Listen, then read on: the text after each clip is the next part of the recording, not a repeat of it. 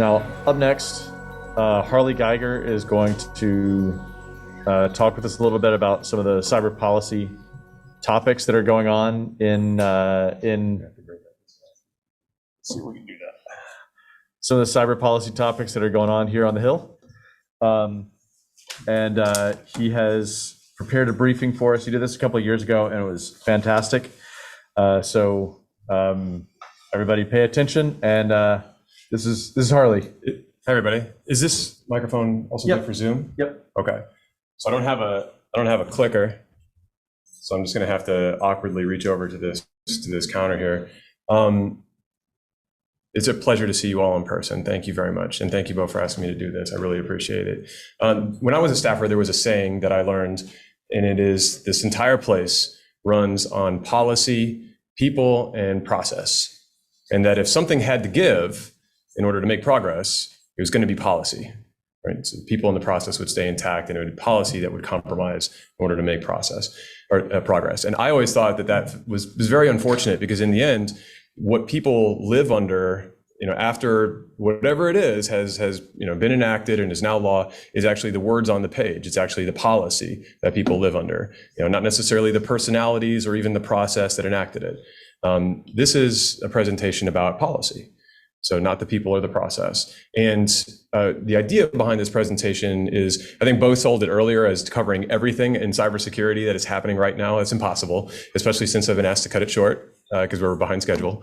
But rather to look at some of the major issues that Congress and some of the executive agencies have been looking at recently. It's not going to cover everything, but stuff that has been enacted recently or that has been proposed recently. So when we think about cybersecurity policy, there's at least 3 different sources to pay attention to. And this is very US centric, right?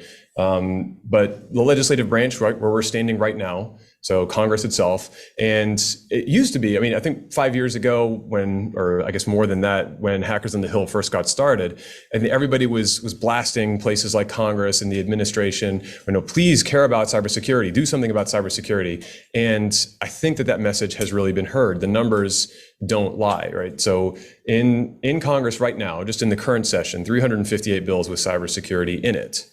And 59 of them have passed a chamber. 6 of them are now law. Most of those are sort of large multi-topic bills like the NDAA or the omnibus legislation. But clearly this is a topic that this current institution we're standing in is thinking about and talking over. And even hacking, right? 28 bills have hacking in them. I think 5 years ago, I'm not sure that there would have been any. The executive branch, in many ways, more impactful than Congress. The executive branch doesn't suffer from any of the same partisan gridlock problems that Congress does. And so, they will issue rules that affect a particular sector. And those rules tend to be a lot more detailed and focused. 391 notices and rules with cybersecurity in them just in the past year, just 2021 to 2022. And as you can see, the next bullet there, 1,112 of those are rulemaking, means 1,112 of those are actual rules and actual imposition, requirements on almost always the private sector or government agencies. And the rest of them are things like guidance or circulars, notices, education. In some cases, it's here's how our authority extends to this issue in cybersecurity, and 11 rules with hacking. And then the states. Right, we have these darn pesky states where we have a federated system where they also have their own legislature and they have their own executive agencies, and they are thinking about this as well. And 45 of them have considered 250 cyber bills in 2021, and 35 of them, something about cybersecurity was enacted. For the most part, it seems like those states that enacted something about cybersecurity, it's about strengthening the security of government assets. Oh no, seriously, is this what's going to happen? Cool. All right, and I'm just going to have to stroke my computer every once in a while. Sorry, folks. So there's common categories. Like as you're looking at this landscape of, what was that? Like maybe 1,000 different cybersecurity bills and regulations from the states and from the agencies. There's common categories. A really big one, and you see this in some of the big omnibus legislation too, it's got cybersecurity in it, but does it actually require stronger cybersecurity? Often not. Oftentimes it will be creating a task force or a commission to study the issue and then get back to Congress with a report. There's a lot of that in cybersecurity. Grants and appropriations, more important, very, very important. There's a lot of money that is flowing from the Congress to different sectors, government agencies and so forth, to help them achieve their cybersecurity mission. A lot of community education. We're going to touch on some of these topics in a little bit more detail, but educating certain industry sectors as well as the public and sometimes even government agencies about cybersecurity issues. Incident reporting, we'll go into that in more detail. That's a big one because it just passed, and critical infrastructure also wrapped up in incident reporting. Ransomware has everybody's attention, as it should, because it can grind operations to a halt. That's relatively new in the past few years. Personal information security, government security. These are some of the preeminent topics in cybersecurity policy right now in Congress and in the agencies. As those things are trying to make progress, as they're moving, there's common tensions. In this country, we have this, we have this real issue with sort of requiring private industry to do things. Like, we have to agonize over it and get through transparency before we actually require something like stronger cybersecurity.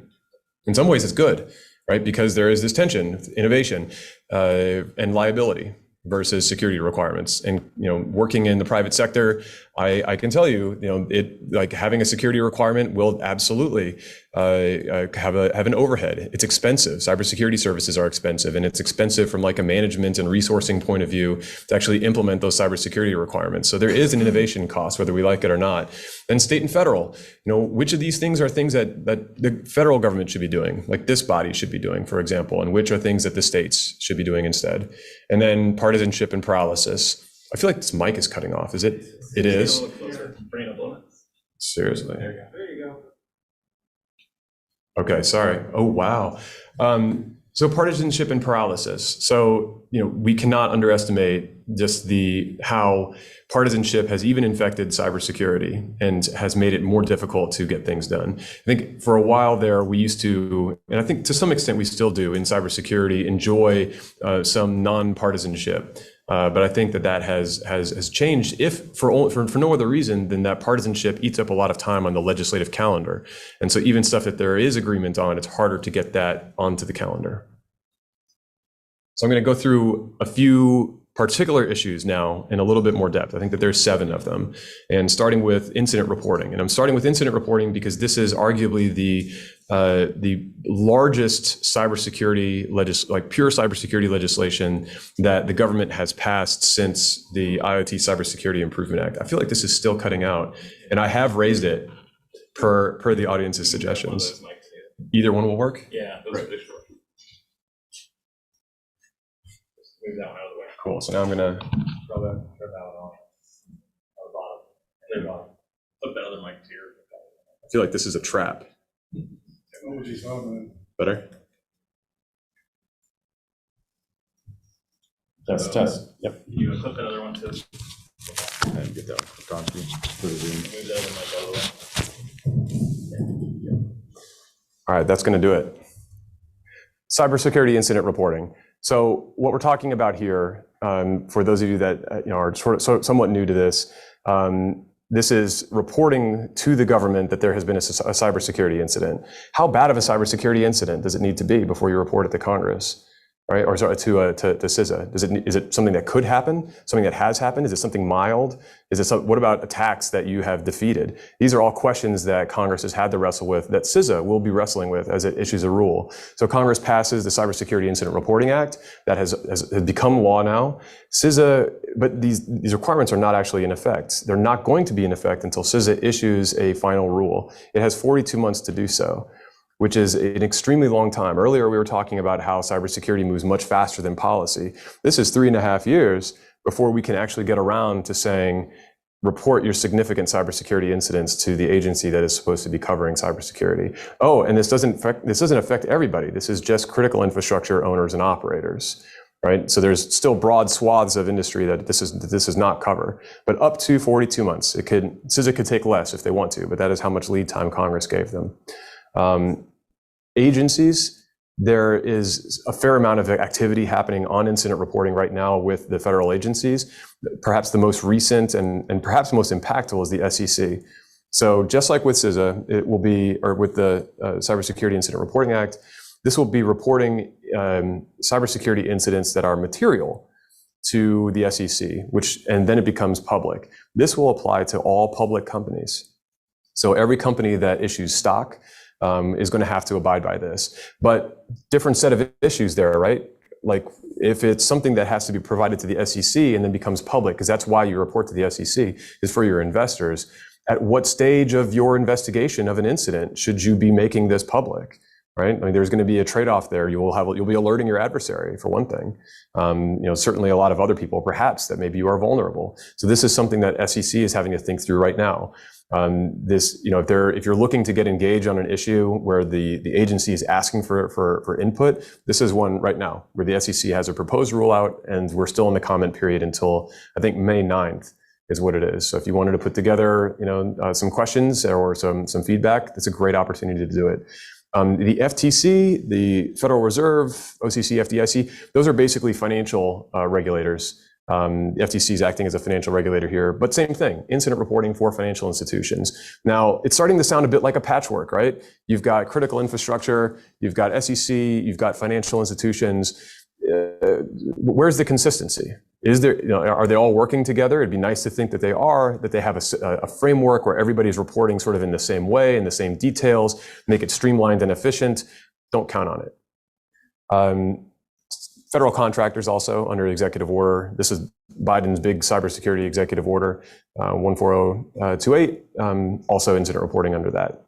And then the states. So several states have enacted incident reporting themselves. Again, big question is coordination, or if you're like with breach notification, if it's a big patchwork, it's going to be even more burdensome to get going. And this is just incident reporting. It's not even cybersecurity requirements.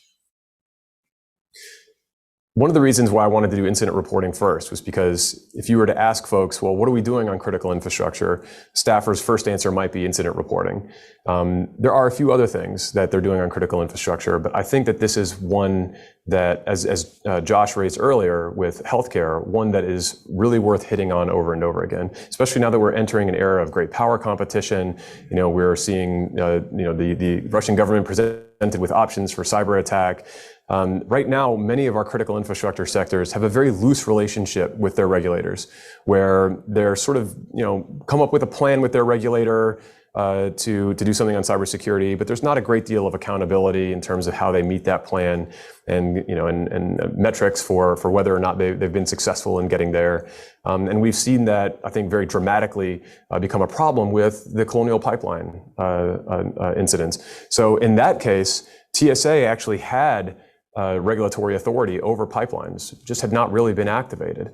And I think financial sector is one of the places where this might be an exception, but health is one of those areas where there is a notable lack of requirements on sort of non-privacy cybersecurity from their regulator. And we're in the middle of a pandemic. There was an infrastructure funding package, and that was helpful. It ignored health. It did have some funding for energy in particular, as well as state and local governments. I think it was like some billions of dollars for state and local governments, which is great for cybersecurity. For the energy stuff and for a couple of the other sectors that were in there, it wasn't pure cybersecurity. They were supposed to be competing really with other things like natural disasters and climate change. So cybersecurity was not really the top priority, but there was some funding there.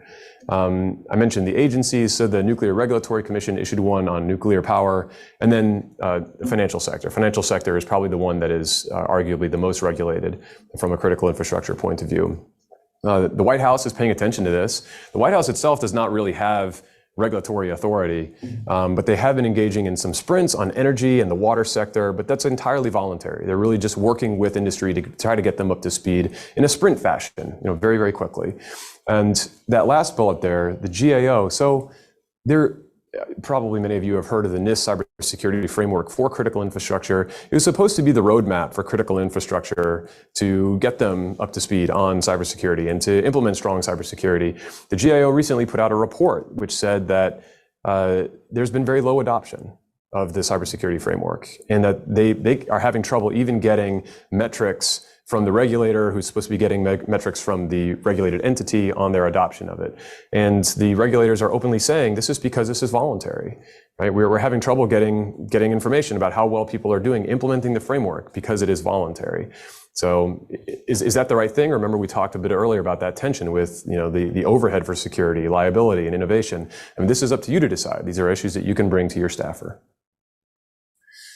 So consumer privacy is one that comes up a lot. And there's a lot of, I think, conflation between privacy and cybersecurity, and what issues really fall under both cybersecurity and consumer privacy, right? Privacy can be things like telling you what information I'm collecting and giving you the chance to consent to it. Is that cybersecurity? I don't know. I don't think so.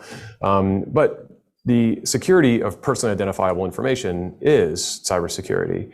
And that is something that I think is very valuable for the privacy discussion. We also, as cybersecurity practitioners, collect sometimes PII from people, and like for example, a phisher, an attacker, and share it. That should not be constrained by privacy. And so there have to be some carve-outs for security. And then sort of separately from the information that is being collected from us by companies, government surveillance. I know that there's many people that feel very passionate about that and whether that's a cybersecurity issue. Look how many more privacy bills there are in Congress than cybersecurity, almost twice as many. But 694 of them, and I think they're all dead. I don't think that they're going to move any of them. But it goes to show you how much the discussion is focused on privacy. If you're going to see something move, it'll come from Senate Commerce or from House Energy and Commerce. Those are the ones that really have the juice. They're the ones that have the jurisdiction. And so far, nothing is actually moving from them. Senator Wyden and Representative Nadler in particular are really sort of holding up the mantle on government surveillance issues. Those bills aren't going anyplace either. In the states, you've got 3 that have enacted comprehensive privacy legislation. And in some ways, the terrible patchwork that states are creating with privacy may be what finally drives Congress to kind of snap out of its 10-year funk and do something on privacy. But so now, for now, though, we've only got 3. On the other hand, I mentioned PII as being one of the biggest problems, one of the most direct to cybersecurity and privacy. You've got half of states that have enacted a data security law. I'm being asked to move faster. I'm sorry. So supply chain, very quickly. I heard the shout out for SBOM. So that will apply to government contractors. So SBOM, as well as these other things here, like having a secured software development environment, these are from flowing out of Biden's major executive order on cybersecurity. They just apply really to government agency procurement. So it's really just the services and software that is supplied by government contractors. If we care about this more broadly, that's going to have to be another regulation. But I will say, so this was maybe one of the more granular, the most detailed and prescriptive of the cybersecurity regulations that we have seen. It just applies to contractors, and most of the contractors, even really large ones, are sort of running around with their hair on fire trying to figure out exactly how to do this. SBOM is a great example. There's not a framework for SBOM. There's not enough standards that everybody can really apply themselves to for putting SBOM together in a fashion that is useful and transferable and that speaks across industries. Ransomware. So going back to incident reporting, that same bill requires reporting a ransomware payment within 24 hours of making the payment. That is sort of the major development on ransomware reporting or ransomware in Congress. There's 20 other bills. But most of them do not appear to be moving right now. But the ransomware payment reporting is enacted. Some of the agencies are doing things. OFAC is issuing sanctions for ransomware operators, so making it illegal to actually pay them, which throws a crimp in their style. And the rest of it is sort of international law enforcement cooperation. So working, the FBI, DOJ, working with their international partners to actually arrest some of these folks. So, but in terms of regulation and requirements, there's a little bit less. In states, no government agency is allowed to make a payment in North Carolina, and then also ransomware payment reporting in Indiana. I've got 2 more. So CFA and computer crime is really interesting, and I know it's one that this community cares about in particular. In the courts, we had a Supreme Court decision. This is the Van Buren decision. What that essentially means, what it essentially says is, if you're authorized to do something on a computer, you're authorized to do kind of everything on a computer. right? So if I'm authorized to access this computer for this presentation, then it may not be a criminal matter for me to use this computer for other things that I might be told verbally not to do. But it leaves a lot of holes in place. So, for example, can terms of service say you're not authorized to use a computer at all, right? And if you're thinking about things on the web in terms of service saying, somebody from Indiana can use it, somebody from North Carolina can't, does that qualify as authorization for purposes of CFAA? It's a really big problem, but it did solve some of the issues in CFAA. And now Congress, right? So there's ambiguity in CFAA. There always has been. There's still ambiguity. Congress is not solving it. Right, so the International Cybercrime Prevention Act is the legislation that would do something on CFAA, and what it does is it expands it. Like every other legislation about CFAA that has passed through the Congress before, it expands the CFAA, this time making it a RICO predicate, this time allowing for civil forfeiture for CFAA violations, and as well as a number of different things on botnets. But it does not provide the clarity that many people in the cybersecurity community and the hacker community have sought. The states are arguably much, much worse. So people say the CFAA is very vague and overbroad. The states are more so. I don't know if any of you followed that reporter dust up with the governor of Missouri. That is a great example of this being an issue. A lot of people sort of follow the CFAA and the big bad federal government and the big bad DOJ, but the states are really where it's at, in my opinion. And there's a lot of opportunity for advocacy there. So DMCA Section 1201, and this is the last of the issue-specific slides. That is also one that the hacker community has cared about a great deal because it can criminalize your hacking your own device, the device that you own, due to a copyright issue. And we got really far with the agencies. So the Copyright Office, the DOJ, NTIA within the Department of Commerce actually put together a really great rule and protection for independent hackers that are hacking their own devices. But there are big limitations to that as well. They can only go so far with that rule. So one of the ways that is limited is if I share or sell my hacking tool with you, and even if you're going to hack your own device with it, it's trafficking, and it's not covered by the rule. And that is the basis for the Apple versus Carillion lawsuit, which was not resolved. This issue is not resolved. Congress is now looking at some copyright reform. This is the SMART Act, and 1201 is nowhere in it, in fact. So they're reforming parts of the DMCA, or at least proposing to, and leaving DMCA completely alone. Now, our community is not just the only one that cares about 1201. There are a lot of other issues there. The right to repair, the right for the blind to look at audiobooks or to hear audiobooks. And again, it's a missed opportunity. It's not being included. So those are my issue-specific slides. For those of you who are interested in learning more about this, because I kind of had to go at a lightning pace, each of these topics is worth its own presentation, and each of these bills can be hundreds of pages in some cases. There is a lot of work that is being put into this, into all of these issues that we care about. These are the places that I turn to. Right. So if I'm looking at legislation, I go to congress.gov. Those statistics that I had at the very beginning about how many bills had cyber in them, just type in cyber into congress.gov and it will tell you. Regulations.gov will cover your executive agencies. And then for states, I think you can't do much better than the National Conference of State Legislatures. That's where I go when I look for a compendium of what the states are doing on cybersecurity, privacy, surveillance issues. And one piece of advice before I quit: when you are talking with your staffers, when you are advocating on these issues that you care about a great deal, bringing a problem to them is only going to get you so far, right? That's it. Like say, well, there's this terrible problem. Well, what you're doing is appreciating the problem. Okay. But what we ask our government to do, each of the staffers that you'll meet with, what we're asking them to do is come up with a solution to the problem. That is what government is supposed to do. So if you're finding the right people to talk to, you're doing a bit better. If you're able to propose a solution, even if it's no good, then you're doing pretty well, actually. You might give the ideas to the staffers that they can then take back to their boss. If you can articulate a solution that works, you're doing great. And if you can actually start making progress, even if you don't pass it, because most stuff doesn't pass, but even if you start making progress on the solution that you propose, you should be a policy professional. And that's it. Thank you.